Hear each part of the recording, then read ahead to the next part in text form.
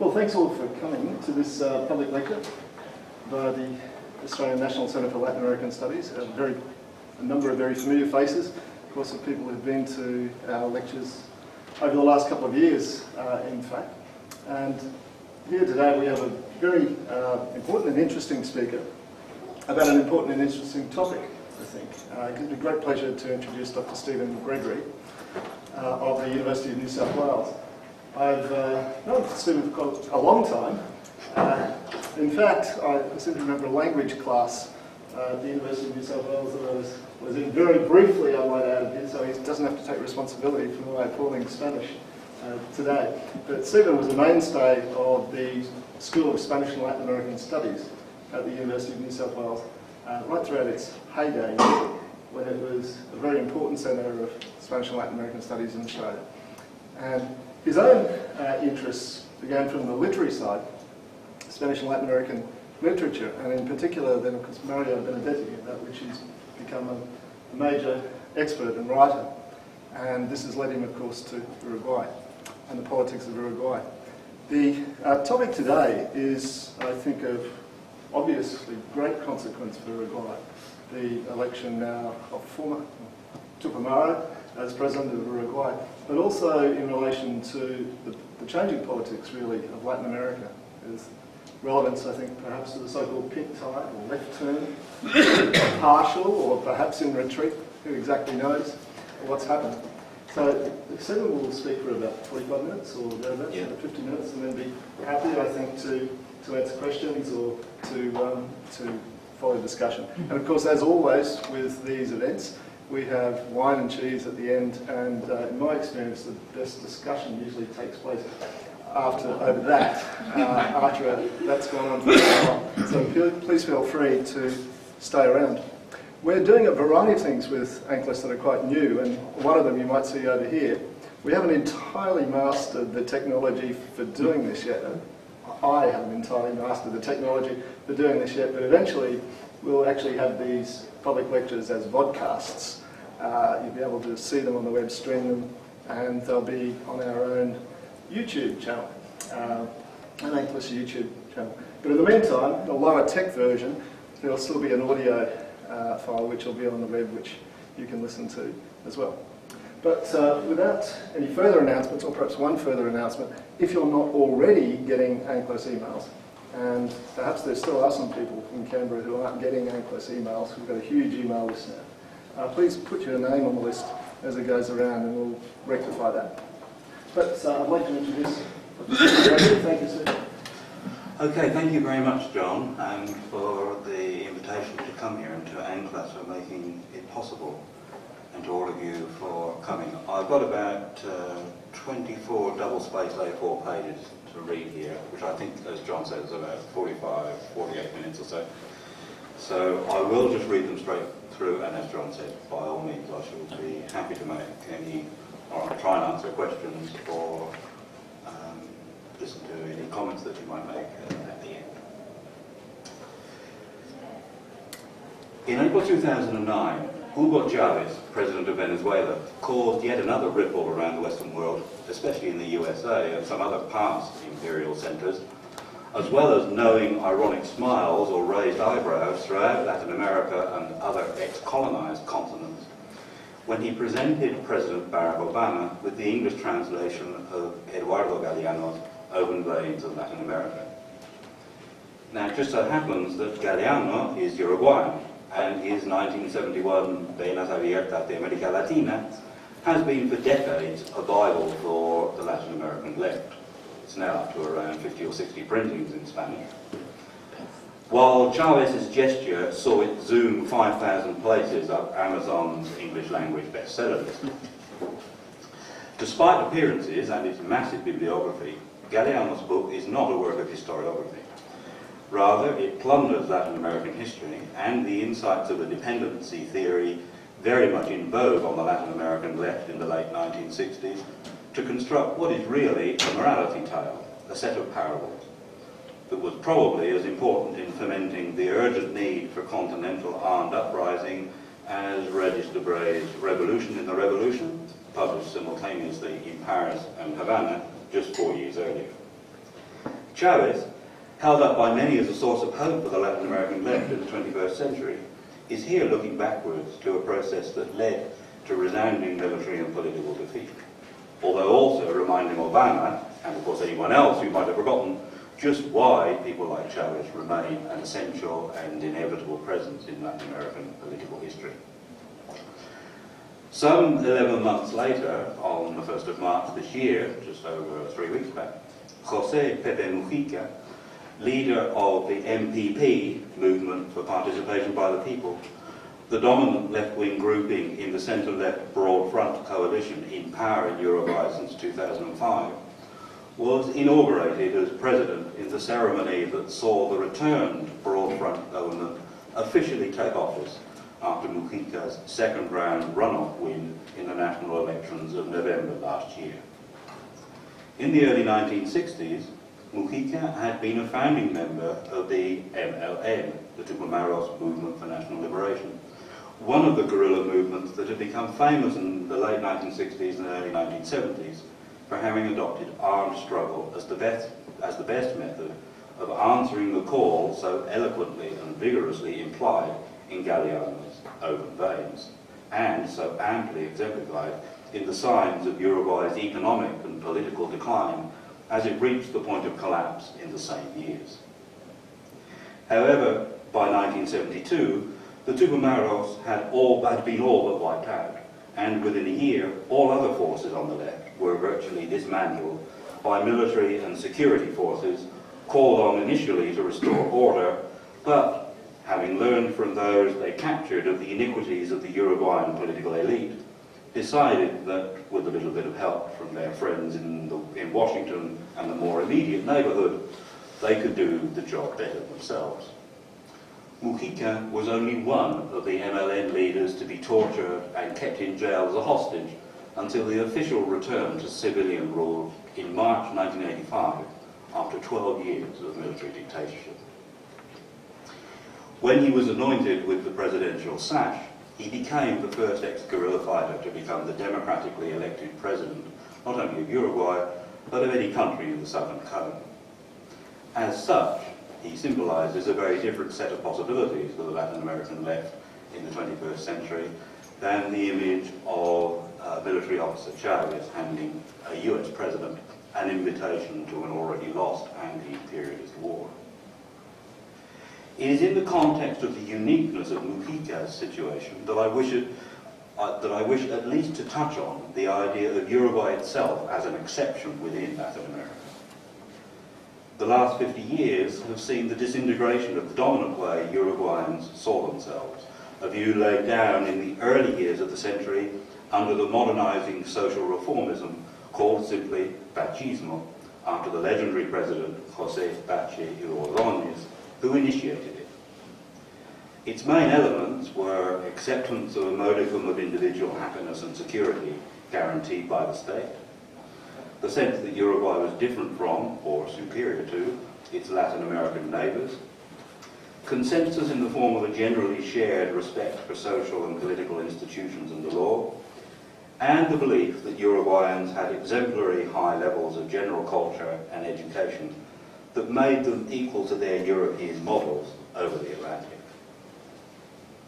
Latin American studies has reciprocated this self-assessment by routinely omitting Uruguay as a possible case study for pretty much anything, because with a population still only just above 3 million, not much bigger than it was 2 generations ago, it is too small to be illustrative for any of the social sciences, while its post-independence creation as an artificial wedge between its large neighbour to the south, Argentina, and its giant one in just about every other direction, Brazil, makes its unusual history an obsession for at least some of its inhabitants, but of little interest to anyone else.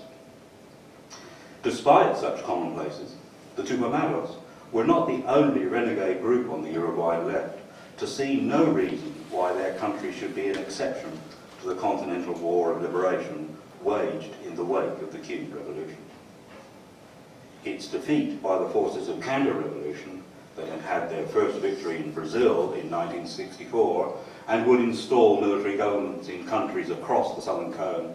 In fact, only made Uruguay more closely resemble some of its Latin American neighbours.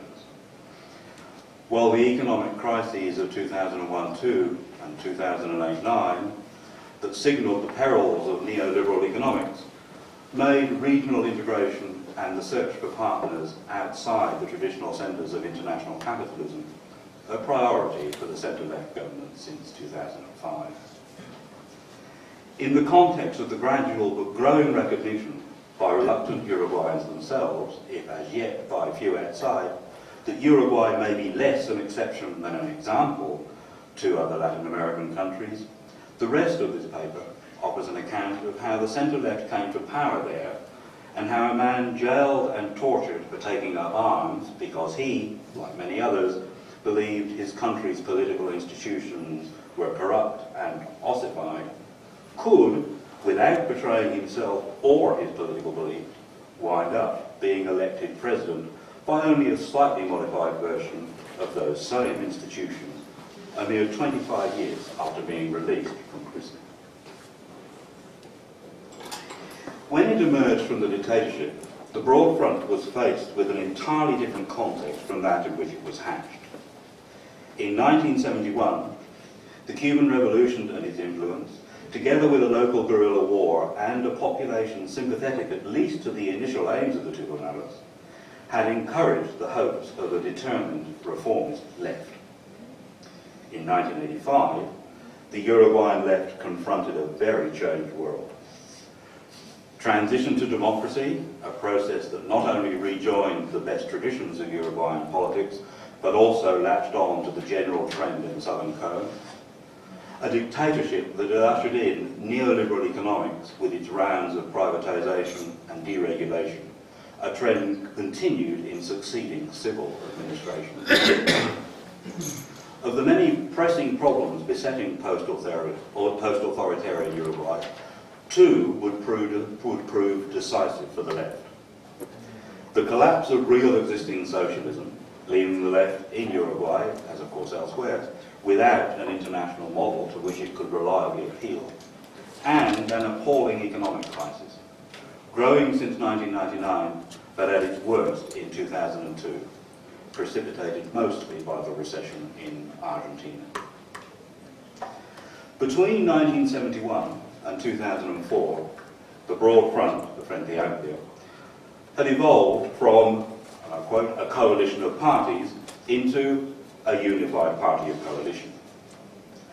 At the outset, that's to say its formation in 1971, it had a double-axis structure. Vertically, from the executive in Montevideo out to the most outlying grassroots committees in the interior, and horizontally, across the socialists, communists, Christian Democrats, and renegades from the Colorados and national parties, and other independents and smaller groups that all made it up.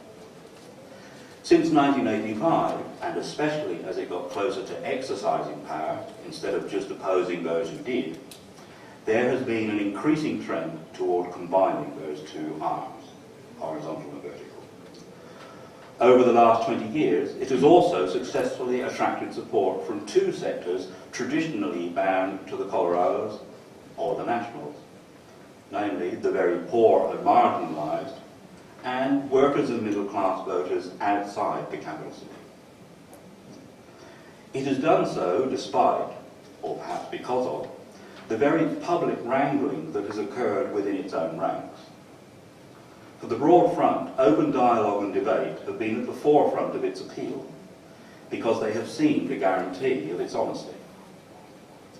While parliamentary representation and municipal and, since March 2005, national government have demanded a public record of disciplined and unified efficiency, the Frente's origins as a coalition of disparate ideological forces has meant that there is greater, though not unlimited, public tolerance for internal disagreement and debate.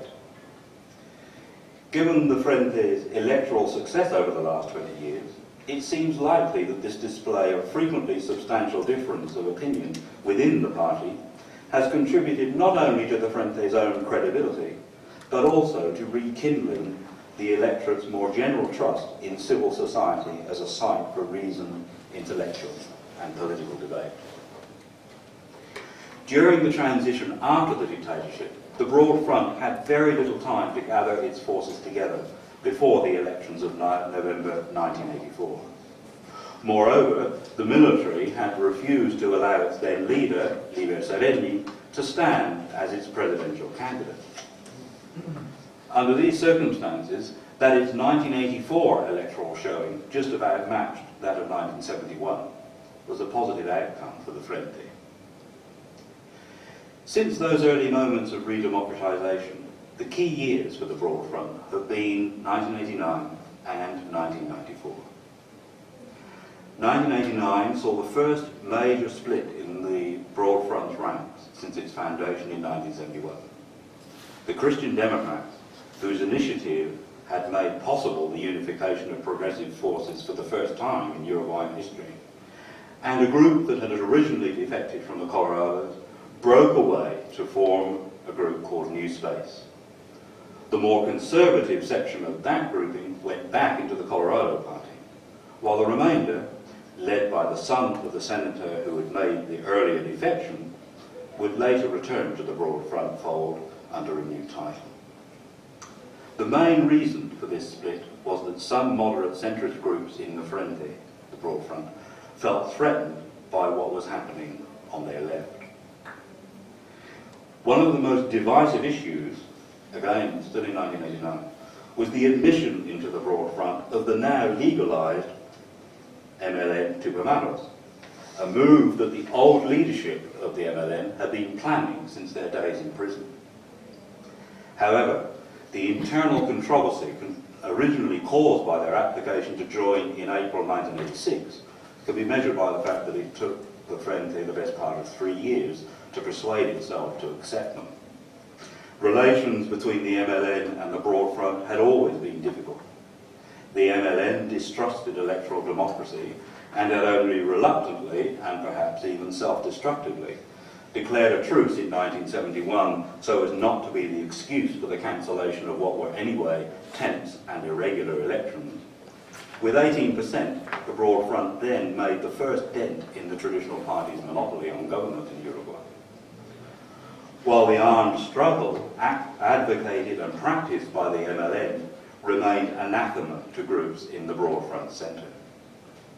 In addition, the MLN application to the front coincided with one of the wide-ranging discussions frequent in the post-dictatorship Frente Amplio, as the groups within it began to negotiate the fallout when events in the socialist bloc during the late 1980s forced a confrontation with the realities of Soviet-style communism and then with its demise. I do not want to go into excessive detail, but I do want to emphasise this important side of the Broad Front's public face. A representative debate took place between Manuel Laguarda of the Socialist Party's executive and Eber de Cato, a political scientist, and at the time also an official from the group that was on its way back to the Colorados, having defected from the Frente. Gatto predictably said that events had proved Marx and Lenin wrong, and all hope now rested on reforming capitalism and representative democracy. Laguarda, on the other hand, argued that the iniquities and injustices of capitalism were clearer than ever before, and that socialism had to be rescued and remoulded along the lines of cooperative self-management and the horizontal, more fluid structures of the social movements outside the mainstream, as important in Uruguay in the 1980s and 90s as they were elsewhere. This relatively minor squabble was one of many public events that highlighted major differences of opinion within the Frente Amplio between the late 1980s and the early 1990s. The occasions and the titles may be different, but the problem being addressed was essentially the same. In what ways would the Broad Front political programme, internal structures and overall strategy need to be changed to adapt to the new circumstances, including a necessary commitment to the compromises of electoral competition, while still offering a genuinely leftist alternative to the traditional parties? The form and content of Martha Harneker's, she's a well-known name on the Latin American sort of intellectual left, and commentaries on the development of Latin America in recent times. The form and content of Harneker's examination of the Frente at the time is exemplary, displaying clearly the problems besetting the Frente, but also illustrating its commitment to open dialogue as the means of resolving them. Using round-table discussion, one-on-one interviews, and, but only when absolutely necessary, written responses to set questions, Harneker transcribes the often conflicting opinion elicited from leaders and representatives from the full range of the Broad Front's groups and currents between April 1990 and May 1991. Published as a weekly series distributed at a subsidised price through Montevideo's principal left-wing daily newspaper, the result was a very accessible cross-section of perspectives within the party on the Broad Front's history, structure and political platform, and on how it should go forward. In June 1990, a seminar on the impact of the collapse of real socialism on the Latin American left featured participants from positions across the Frente, as well as journalists, political scientists and historians. While 2 years later, the weekly Brecha could publish a special edition promoted as, quote, the debate the Uruguayan left had to have on exactly the same topic, with a similar array of participants. 2 years later still, coinciding with the 1994 national elections, came a book of short conversations with 30 members of the Frente, accompanied by relevant extracts from previous published articles and interviews, all on the theme of exactly what it meant to be on the left in the 1990s. Since this was a burning issue on many minds, these displays of disagreement and dissent, far from arousing fears about disunity on the left, accurately reflected the worries and doubts of the left's constituents, for whom the confrontation of their representatives and their critics was, in effect, an assurance that their own views were legitimate and shared, and could be voiced and heard in an organisation not threatened, but strengthened by internal disputation. 20 years on, this kind of debate, only slightly less frequent since the Broad Front has been in power, is more likely to appear on a television screen or FM radio. But cheap print outlets for groups across the whole centre-left spectrum retain their importance in a society where electronic media are often expensive. The year 1989 was not only important for polemics.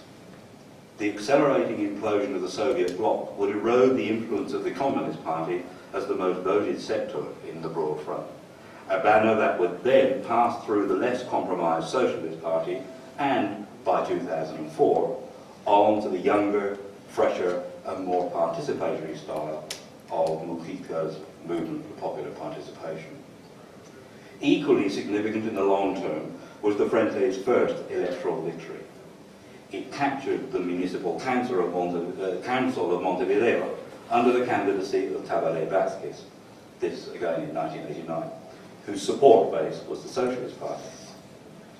The Frente's policy in Montevideo emphasised renewal of infrastructure in the poorer, frequently ignored areas of the city, a general clean-up of the centre, an attempt to roll back the all-pervasive practice of clientelism, and a deliberate, if only partially successful campaign to decentralise the bureaucracy and involve residents in making important decisions that affected them directly, as well as holding back wherever possible the worst effects of the aggressive neoliberal economic policies of the National and Colorado Party national administration.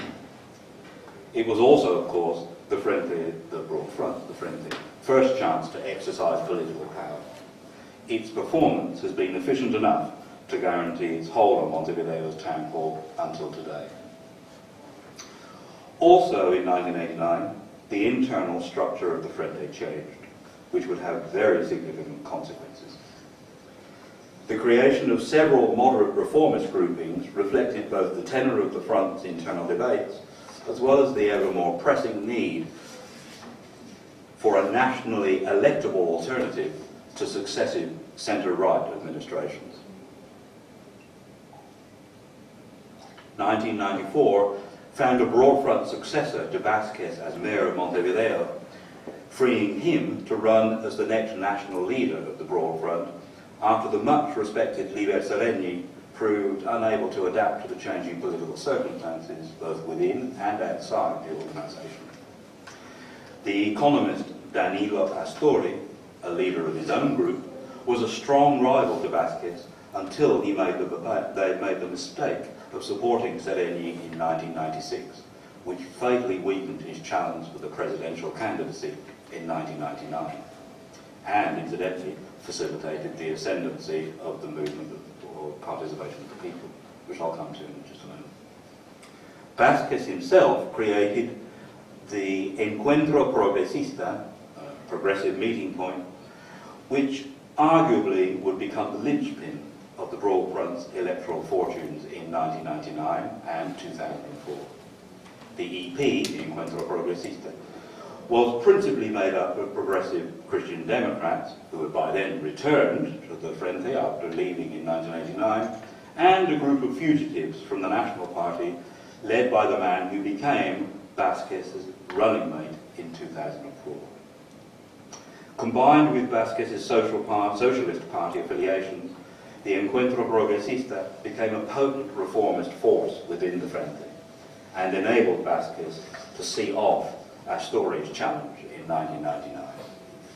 Astori, however, was rewarded in 2004, being named as Minister of Finance well before the elections, a gesture that reassured commercial and banking circles where he was already held in high esteem. His performance there made him briefly Mujica's internal rival in 2009 and eventually Vice President today. Several other historical matters need to be briefly mentioned. The most important of these were the constitutional changes of 1996, one of which instituted a second round in national elections if no party got more than 50% in the first. This latter measure meant that although the Frente was the most voted party on the first round in 1999, it achieved just over 40% of the national vote, it was forced to run off against the Colorado's candidate, who had come second, and who arranged an alliance with the Nationals, whose supporters for the first time in Uruguayan history were obliged to vote for their traditional arch-enemy. The strategy worked in the short term. Vázquez lost to the Colorado's Jorge Valle, but it set a dangerous precedent. It taught traditional party followers that they could vote outside their normal party lines, thus encouraging the creation of a relative novelty in Uruguayan electoral politics, the swinging voter. The Frente had by now doubled its vote since 1989 and got over 30% in the interior of the country, where their support had been historically low. As the National and Colorado administrations moved further to the right, especially in their implementation of neoliberal economic policies, the Frente was picking up votes from the vacated centre and the marginalised poor without having to move to the right itself, a process sealed by the financial debacle of 2001-2. The left then did not so much move to the centre, the right vacated it and the left expanded to include it. Secondly, the Frente's current political platform is a pared-back moderation of its original programme. Gone are the once almost obligatory references to anti-oligarchy and anti-imperialism. The tone toward the United States is now more conciliatory, though still critical. And the need for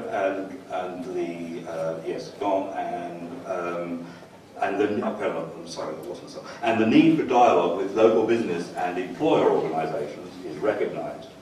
In other words, the heavily pro-union bias has also been written out. Also expunged is the idea of nationalising financial institutions and implementing complete control over foreign trade.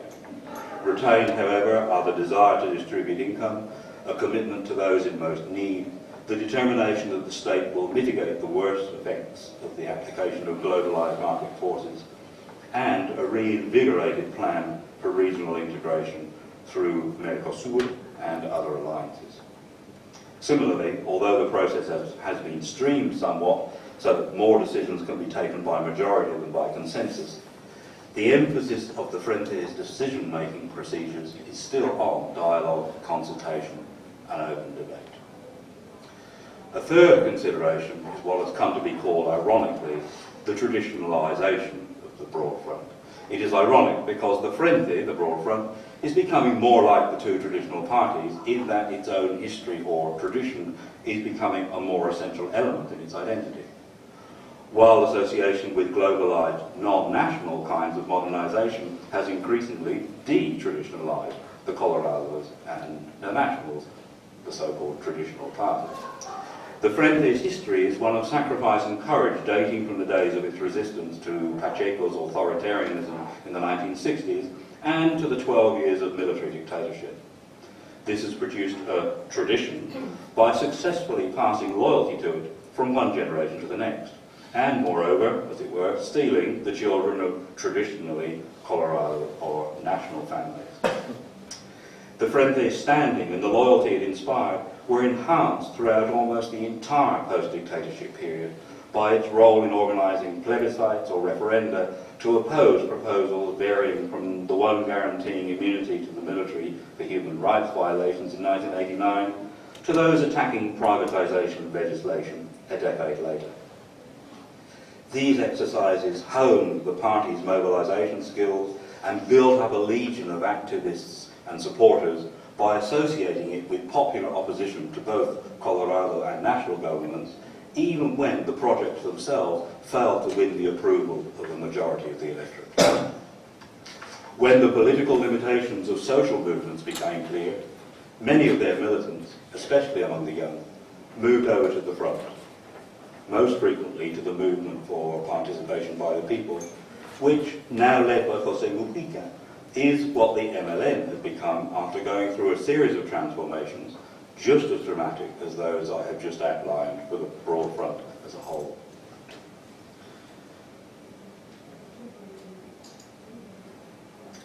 When Raúl Sendic, the iconic founder of Tupamaros MLN, emerged very damaged from the military's jail in March 1985, he brought with him the idea for a political front that would be to the left of the existing Frente Amplio, but would include it.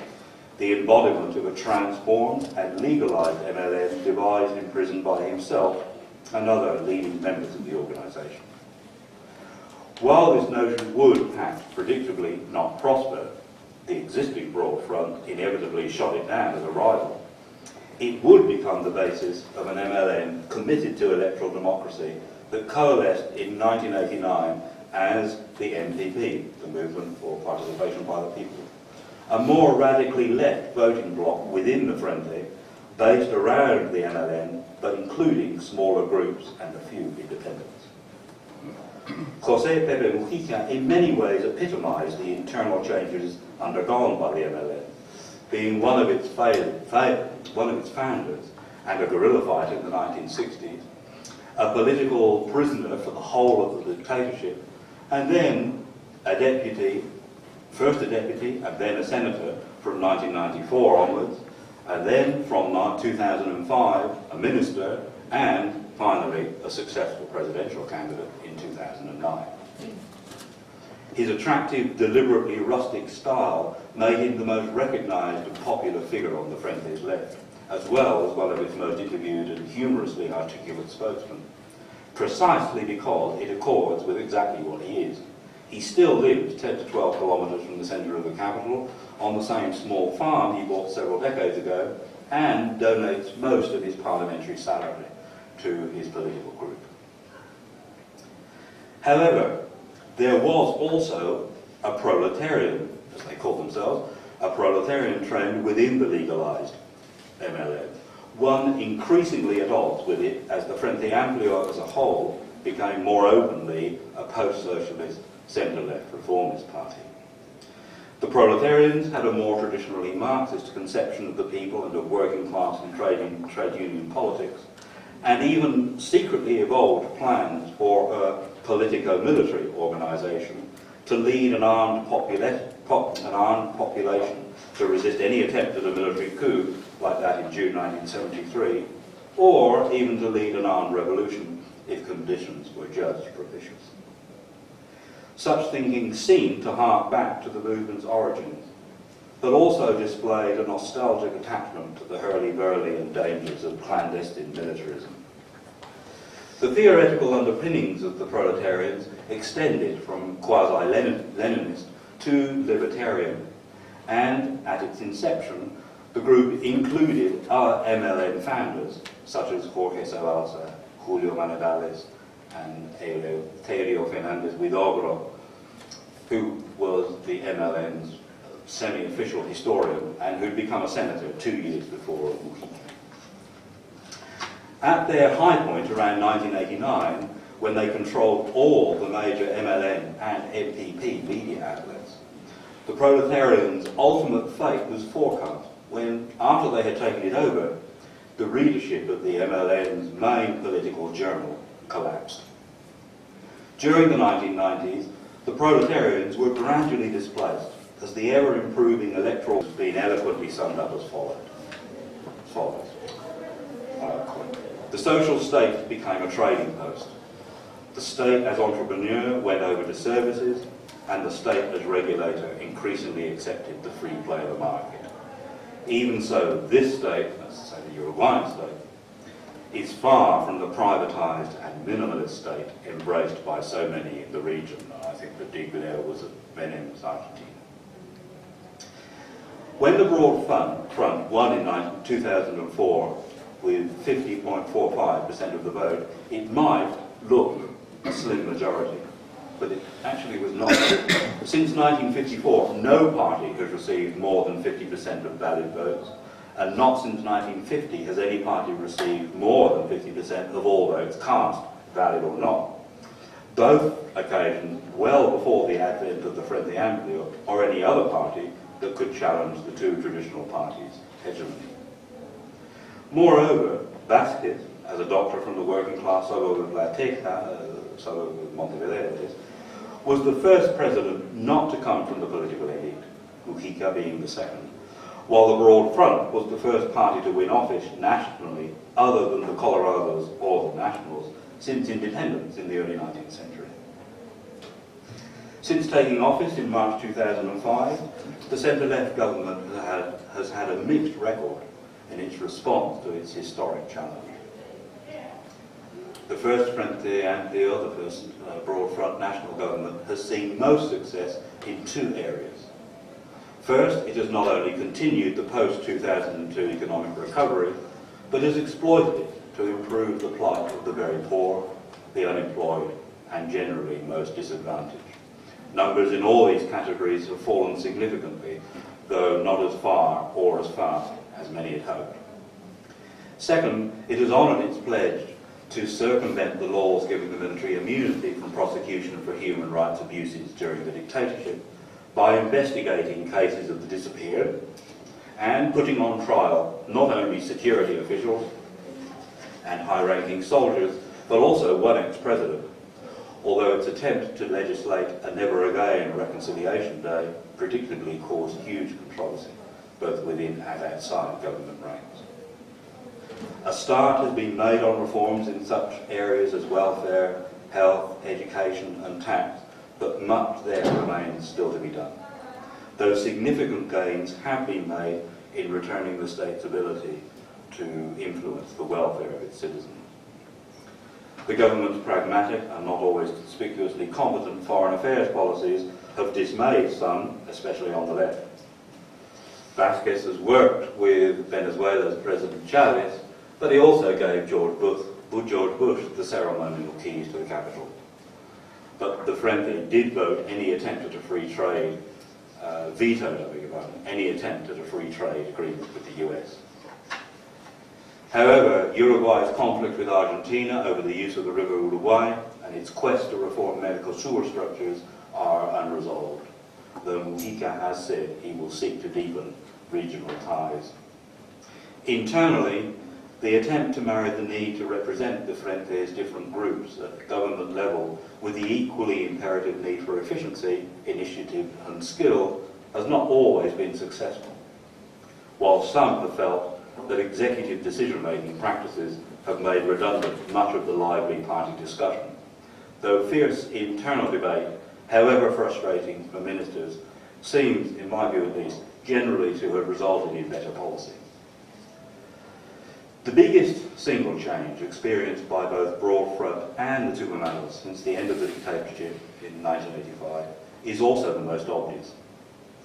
The passage from being more or less effective voices in opposition on the streets or in Parliament to replacing the political elite by becoming themselves responsible for ruling the country. The MLN's version of that story is only a slightly more dramatic subset of the Broad Front's trajectory.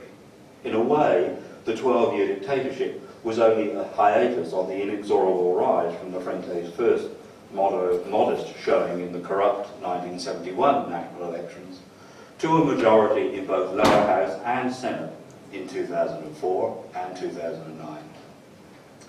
The MLN's journey from clandestine guerrilla movement, all but totally dismissive of electoral democracy, to the movement for participation of the people as not only the majority sector of the legalised MLN, but also the most voted sector of the same Broad Front they had all but rejected offhand in 1971, is, however, not as great as it looks at first, because of a set of principles long held by the MLN.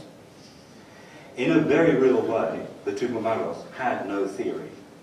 Instead, they privileged actions over words, evolving methodology that was provisional, to be determined by their assessment of prevailing circumstances. In the 1960s, they believed they could best help those marginalised and impoverished by the processes so persuasively evoked in Galeano's Open Veins of Latin America by forming an armed vanguard for what would have needed to be a mass revolutionary movement. In 1994, Mujica came to see that the same end could best be achieved by convincing as many colleagues as possible to support Tabaré Vázquez's reformist centre within the Broad Front. This move brought victory for the Front in 2004 by ensuring that Vázquez got the vote of most on the left, and also prepared the way for Mujica's succession in 2009, and for a possible more leftist move in the government from now on. However, as the return of the right in Chile shows, such victories are not definitive, precisely because elimination of one's political adversaries is the very possibility that has been knowingly and willingly relinquished. And this is why all sympathisers should hope that the Broad Front's re-election and José Mujica's presidency do not once again make Uruguay an exception in Latin America. Thank you.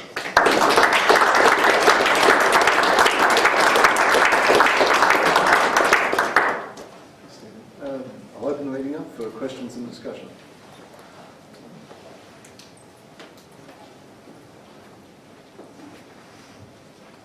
Well, I hope encourage people. Could you, your final question, which I wasn't too clear, were you implying that you would hope that Frente Amplio supporters should hope that they will not try to close down the opposition or something, that they would be not democratic in some way? No, I'm not sure what you were implying. I take the point. It wasn't actually very clear to me when I came to read it. My idea was that since the new legalised MLN had, in effect, by opting for the electoral way to power, it effectively gives up on the idea that you beat your enemies by eliminating them. So they are always there, and they always have a chance to come back. And consequently, I'm sort of hoping that the re-election of the broad left government in Uruguay and the ascendancy of Mujica will not be the only case of its type in Latin America. That was my idea. So that we should hope that it's not an exception. It happens in Yeah. But of course it can. Hence my reference to the recent re-election of the right-wing candidate in Chile.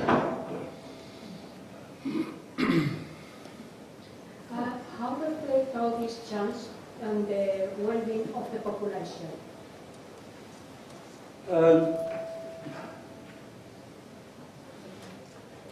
The well-being of the population. Judging from what I've seen when I've been there last year, and from what I've read in, to the extent that I can keep up with daily and weekly press, but also in stuff that was published in time with the elections last week and since, it does seem that there are two different views of this. It seems to me that if you are at the bottom end of the socio-economic spectrum and the education spectrum, if you were among the very poor, among the long-term unemployed, and among those in other ways marginalised, then things have got conspicuously better, I think. But I heard when I was in Montevideo for about 6 or 7 weeks last year, at the time of the election, a lot of complaints from people who regarded themselves as middle class, in the capital city certainly. I didn't leave, I didn't go outside of the capital. That they felt that they were effectively losing ground. Now, this is sort of anecdotal stuff, and I'm really not quite sure about it. In general, the statistics suggest that there have been improvements across the board, but that these improvements, A, are uneven, and secondly, nowhere near as great as at first hoped, or even as at first thought. I'm talking about sort of dispassionate statistics put out by non-government organisations and research centres and things. So, I mean, it's a little bit hard to tell. Mujica was very, very clear about this. He had, I'm not quite sure that I can remember, even in translation, the actual words of one liner that he repeated during the bit of the campaign that I heard when I was there in October last year. But the idea was, I can get elected, or the left, the left side of the broad front can get elected without Uruguay, without the Montevideo middle class in Pocitos and the upper sort of socio-economic group suburbs. But we can't govern without them. And so I think he was very aware of some of this stuff. Well, I mean, since he did eventually, after a second round, manage to get in with a majority in both houses, then enough people obviously believe him. Only just. Only just. But, yeah. No, I just wanted to add something because I'm Uruguayan. I was Oh. here a couple of weeks ago. Good. And the main claim from the middle class is that our taxes were raised a lot to invest on the lower classes, which is, I mean, it's a good investment, but we are definitely paying a lot more than we used a few years ago. I mean, the investments are good. All children in public education now have their own laptop for free. The government gave them that, and wireless internet connection as well. But we don't see an upraise in our salaries that reflects the upraise in the rest we pay. However, I personally think that the government is doing fine. I think it's a good plan on the long term, but it's going to take quite a few years, and sometimes you have to see that you're sacrificing a bit for a long time to make a difference, to make a change. Yeah, that tallies with what I heard too in Yeah, I mean, they say Montevideo in particular. they say 80% people don't pay the new tax they put on salaries, that only 20% of the entire Uruguay pays. But most people, including me, don't think that's true because I don't personally know I don't know one person that doesn't pay. Everybody I know is paying, and they say 80% is not paying. So it's like we don't feel really. We don't feel too well about that. And of course, depending on where you are in Montevideo, even supposing that to be true, you would get a very different perspective on it in certain suburbs in Montevideo than you would in some of the, But my anecdotal sort of information was pretty much the same kind of thing when I was there. I'm going back at the end of next month, but I haven't been there this year. But yes, people were saying the same things to me in October, November last year. The question to you. You said that the MLN had no theory. Yeah. And I can see what you're trying to say there. In a sense, would it be correct to say you think that the MLN had a conception of elite transformation, that is, their own part in it, sparking off a broader social conflagration, but not beyond that, not how that would happen. I mean, from my reading of what people thought of the Tupamaros in the 1960s, in the early 1970s, is that they thought of them as one of the more attractive to all the rest. A group with Ilan, who did mass propaganda by hijacking food trucks and distributing them in working class neighbourhoods, and those kinds of things. So you look like a nasty, bloodthirsty kind of guerrilla group. But aside from those spectacular small actions by some very small numbers of people, really, beyond that, how did they expect to change society? They didn't. Yeah. I mean, that's to say they didn't. They were not a vanguard in that sense.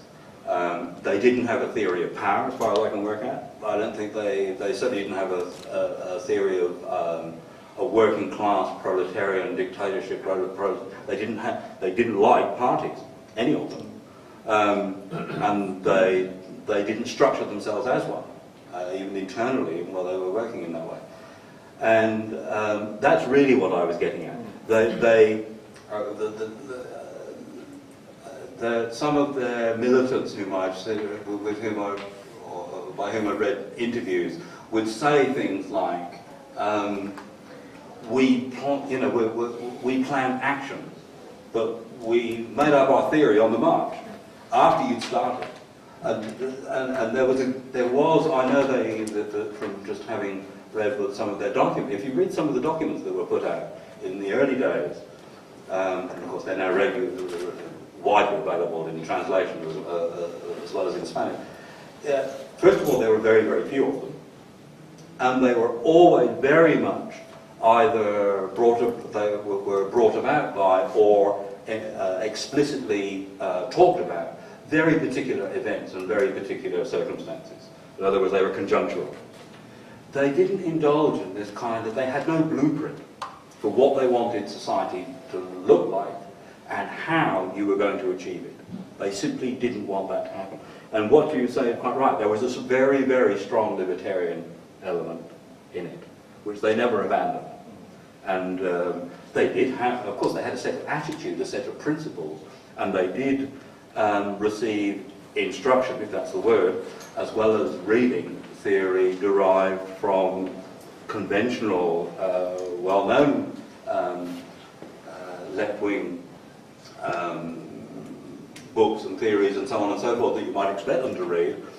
I think they read Marx and Lenin and so on and so forth.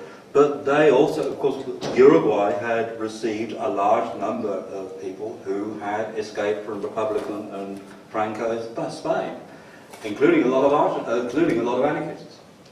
And the Tupas had personal contact with quite a number of Spanish anarchists who were in exile in Uruguay at the time. And so they were eclectic. And they quite deliberately didn't fuse it all together into a unified theory. That's really what I was trying to get at. And one of their principles, if you like to say, was this: they had this incredible distrust of wordiness. They didn't, partly stemming from their distrust of just about all major mainstream politicians in Uruguay itself, and partly because they were deeply distrustful of the then still established, of course, so-called communist, existing socialist countries, but some of them were visited as well. So, that was really sort of what I was getting at. They didn't come with this blueprint worked out in advance of how they were going to do this and what they were aiming at. They deliberately didn't do that. And that's what made them attractive to so many people. So many, in fact, they had an enormous problem, as some of you will know if you know anything about their story, had a dreadful problem because they attracted too many people. It's supposed to be a clandestine organisation, and they got in the very late 60s and early 70s, they got flooded with thousands. So they actually had to create a legalised mass movement. Oops. Sorry. Down the back there. Oh, sorry, I was thinking I don't know a lot about Uruguay. I was just interested in southern politics, but what's their relationship with Cuba? Did they have a relationship with Cuba at all? Yes, but again, they were, yes, they had a relationship with Cuba. There were toings and froings between some of the leadership and other members of the MLN with Cuba. And of course they fed into to some extent, the Cuban example, and of course the example of Che Guevara as well, was an inspiration for them, as both were for so many. But they really kept a very big distance from the idea that the Cuban example either could, and even less should, be imported and imitated. Of course, the right accused them of doing that, but you'd expect them to say that. But they in fact didn't. And so they kept a critical distance, and I would imagine the Cubans kept a fair distance from some of them too. But yes, I mean, there were to and fro, and the Cubans did help them out, I think, materially, as well as providing a place of refuge for some of them when it got too hot. Clearly, there was a relationship, but there was by no means any kind of sort of fusion, nothing like that. So the Nazi Cuba is sort of not a model for their own style of politics or government, but retaining long-term, because... It's just, I think for so many people on the Latin American left, particularly outside the communist parties, the already existing communist and socialist parties on the Latin American left, and for some inside it, what the Cuban Revolution meant in 1959 and then in the early 60s in particular was something else really is possible. It doesn't have to be exactly that, but something else is. And if they can do it, we can. That's really what it meant, I think, as much as anything. Just two fairly quick questions. Yeah, I have a questions around about how the external influence have affected the processes. All around Latin America, we can see a new way of left that is becoming more pragmatic, if you want. Not abandon the original ideas of the revolution, but becoming more open and embracing democracy as a way of taking power.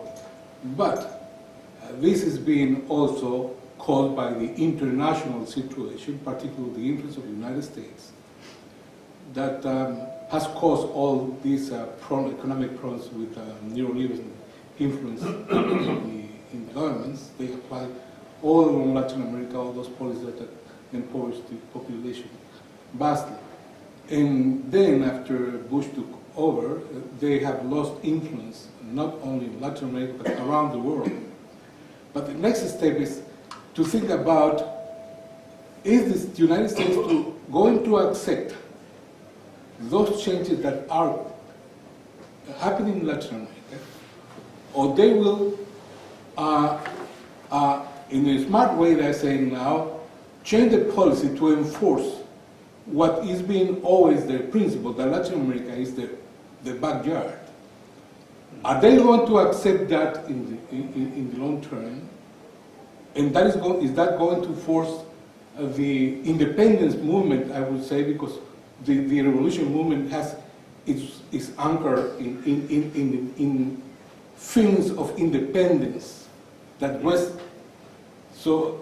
I understand what you're getting at. I wouldn't like to comment on what the United States is likely or not likely to do, but certainly within within Uruguay anyway, I don't speak about Latin America as a whole, but within Uruguay, one of the things, there are two things, the Frente Amplio and, for that matter, the Mujica's movement for popular participation within the MLN in the very recent past have been able to do. First of all, because of the financial crisis at the end of the early 2000s, and of course in the financial collapse of 2007 and 8, the neoliberal model failed, and it could be shown to have failed. Now, whether that's a definitive or not is neither here nor there, but it gave the left something to point to. There was that. But the other thing that happens in Uruguay, has been very, very strong in Uruguay, and I know elsewhere too, is that people like Mujica, but not everybody within the MLN, as I've tried to show, that lots of people within the MLN, of which Mujica is now publicly the most visible figure, believe that, contrary to what they thought themselves at the time, in the late 60s and early 70s, it was their dismissive attitude towards democratic institutions had been an important contributing factor to their demise. Not only the practices of the military, the security forces, and the right wing. And that led, and I know this is true, as I say, for us, well, I'm just talking about Uruguay at the moment, but I do know it happened elsewhere. And this led him, at least, and many within the MLN, to very seriously review and totally re-evaluate the institutions of democracy and what they themselves might be able to do with them. And consequently, in his case, that is precisely what enabled him to take up both the positions that he has and adopt the strategies that he has. And I think this has been, as I say, I think it's the same sort of re-evaluations have been undertaken elsewhere in Latin America. But in Uruguay, very, very clear. And Mujica is not behind the door in saying so. One of his most attractive qualities is that he is not frightened of saying what he sees, what he thinks, often in very colourful language. And that's one of the things that he said. You know, we have a lot to answer for there. You're not quite sure exactly how much it is. It's not all sorted out yet. But there is some very serious stuff that we've still got to review there. And so at the moment at least, within the MPP and within the Frente Amplio, within the MLN, that is at the moment the dominant position. There's no reason why it should be, forever. There's no reason to suppose that what I call here, or what they call themselves, the proletarian position, will not have a resurgence. There's no reason to suppose that won't happen. But at the moment, that's not the case. But yeah, you're right. Can I ask that I think there are a number of people now who want to make points, ask questions and so on. If we could now do that informally, perhaps over a glass of wine and so on, and I'll turn the air conditioning back on. I'd just like to once again thank Dr. Stephen Gregory for coming. A really interesting talk about some very important topics. Thank you, Stephen. Thank you. Before I let you go, I can't do so without also advertising the next meeting. We have the Easter break coming up, of course, and so it's not until after that. But it's a scholar from the University of Sydney, Adrian Hearn, who is talking about a topic of great and growing importance in Latin America, and that is China's relationships with it. And in particular, he's going to be talking about China's relationships, Chinese firms' relationships with Cuba and Mexico. He himself is a Cuba specialist. So it'll be an interesting topic. And that's on the 22nd of April. There are some flyers, brochures up here, which outline most but not all of the seminars that we have planned for this semester, and also a film festival that we have planned for May, and 2 conferences that we have planned as well for the middle of the year. So if you want to get a copy of that, you'll have everything more or less that we've got planned for this semester. But for now, please stay and join us for less formal discussion. Thanks.